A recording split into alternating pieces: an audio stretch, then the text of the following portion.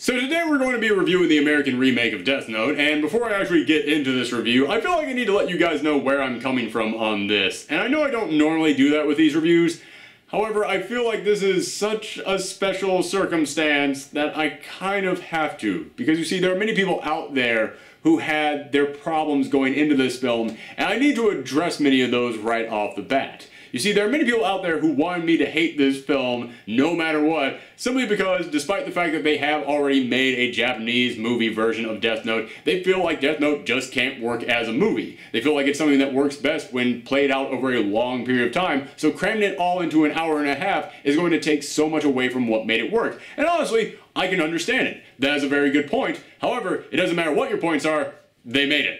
We can't stop it. It's already happened. It's here. We have to now review it. And there's also a lot of people out there who are going to be upset with this movie and think it's just absolute trash simply because it's not going to be accurate to the original source material. And I can understand that. I myself have gotten very upset when things that I love have been interpreted into a film or television series and they missed the complete point of it and they did not capture many things from the source material that I loved.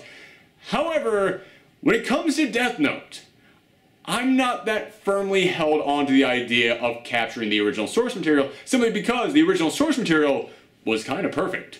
They kind of nailed it. They did that original premise so darn well that honestly, I feel like the only way that you can make a movie version of Death Note is if you change a lot about it. It's if you just take that core premise and then split off in your own completely separate direction in an effort to try and establish your own identity to separate yourself from the original thing. So I don't really have a problem with them changing a lot about Death Note because I feel like that's the only way you can interpret it. And the other reason why a lot of people are going to be upset with this Death Note film is because they do not like the idea of taking an anime or a manga and then adapting it into an American film.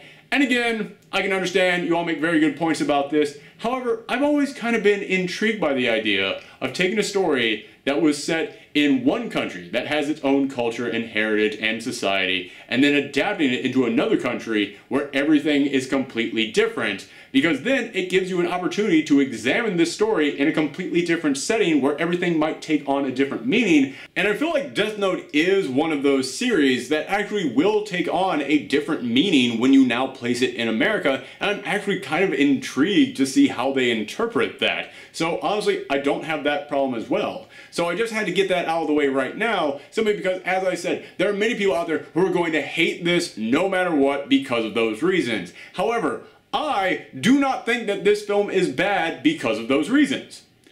I think this film is bad because it's a bad film. Yeah, let me just go ahead and say, if you love the original Death Note, this is not that. The cat and mouse back and forth intellectual battles of Light versus L, the suspense building as characters sit and plan and monologue their strategies, the cold-hearted Kira using everyone around him like his pawns, yeah, none of that is here. And yes, as a fan of the source material, that frustrates me that they couldn't capture the tone of it, which I feel is the most important part of Death Note, but I'm going to do my hardest to separate myself from the source material and just judge this solely as its own thing. Just judge it as if I had never heard of Death Note and I was seeing this for the first time. And as I said, it's still not good, but looking at it like that, I do have to admit there are actually some things in here that keep me from hating it. Now, for anyone who doesn't know, this movie is about Light Turner, a high schooler who is given a death note by a death god, which gives him the ability to kill anyone just by writing their name in it and picturing their face. But he reveals this to the captain of the cheerleading team, Mia, who he has a crush on. You know what? I'm just going to get that out of here because it's going to be distracting. So Light and Mia decide to use the Death Note to try and provide hope for people by spreading the rumor of Kira, a god who punishes the evil in this world. But at the same time, a detective named L is tracking him down and his own father has joined a task force designed to hunt him. And I skimmed over the plot pretty quickly, but here's the first big problem. So did this movie. Again, I'm not going to try and heavily compare this to the original, but this is one place where I have to, because what made the original work is that it was a long cat and mouse game between two geniuses. I bring this up because this movie wants to be that, but it goes so fast that it can't build anything up. It can't raise any tension. It can't lay the dominoes out there and then wait to push them all down. No, this film just scatters the dominoes on the ground and says, ta-da! This film is wham bam, one thing onto the next, and in a film where you have so much crazy stuff going on, and the rules of this world are so complex, and the plans are so grand, yeah, you need some time to set that up. But because you don't get any of that time to build anything up, it all just feels insane in this movie. They skim over so much important information that needs to be explained in order for this story to make sense. It almost feels like they made this movie just for the Death Note fans. It feels almost like there was someone there going, we don't need to explain all this stuff. The audience that's gonna watch this, they already know all this stuff. And that's true. That audience does already know that stuff. However, that audience is going to hate this film no matter what. So relying on that audience to be on your side was not a smart move.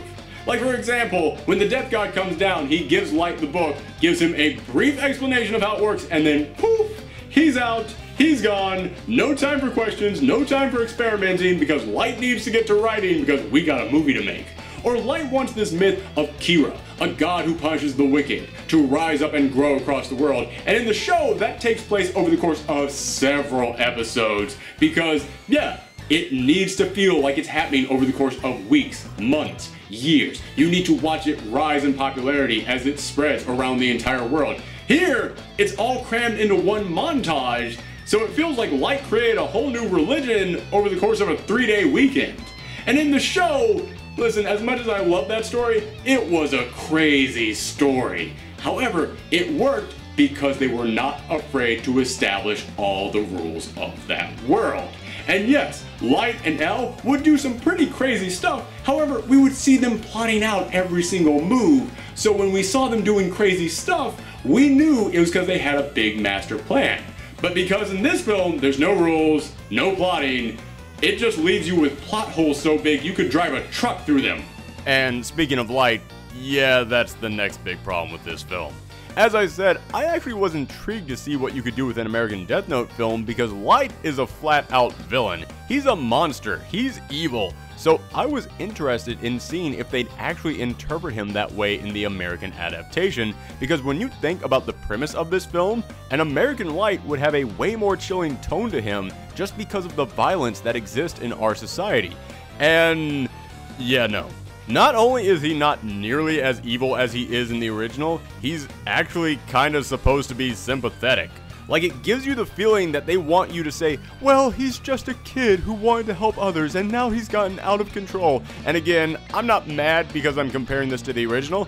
I'm mad because, well, honestly, that's almost offensive to view him like that when you consider what he's doing. But also, in the original, Light is a calculating mastermind, and the battle of the wits between him and L was part of the big appeal of that show, and in this movie, they tell you that he's a genius, but you never actually get the feeling that he's a genius. In fact, the way that he's gaga for Mia, it makes him feel like he's just a regular kid, maybe even kinda dumb. And a dumb guy with the powers of a god aren't nearly as interesting as a smart guy with the powers of a god. But he's not even the worst character. That's L. Again, I'm going to compare this to the original just to point out why it worked there and it doesn't work here. Because while they tried to tone down each of the characters from the show to make them seem more realistic in this movie, L, who was the craziest, most unrealistic character in the show, is even crazier here, which makes him seem like he's from a completely different universe than everyone else in this movie. And I mentioned that this film is sped up because they're trying to fit over 20 episodes of this show into an hour and a half, and L in the show spoke in a slow, premeditated way and moved in a very calculated manner to show how much he thought about everything. Here, they don't have time for that. They have to get to the next scene now. So he moves at an accelerated pace and almost acts like a slob, which, just like Light, kind of takes all the sense of intellect and professionalism away from him. In fact, he does some stuff in here that just seems idiotic, and while he did the same stuff in the source material, again, because they went into detail about his decisions, it made you go, oh, I get it, that's actually smart. But here, you just see him doing this crazy stuff, so it just makes him look like a dumbass. Okay, I know that many of you are probably agreeing with me so far, but here comes the point when that changes. Because as I said, I'm not trying to view this as an adaptation, I'm trying to view this as its own original thing. And yes, I've been making many comparisons back to the original source material, but that's not so that I can say why it doesn't work as an adaptation, it's so I can point out why it doesn't work as a good movie, why the changes they make don't add up to being a good film.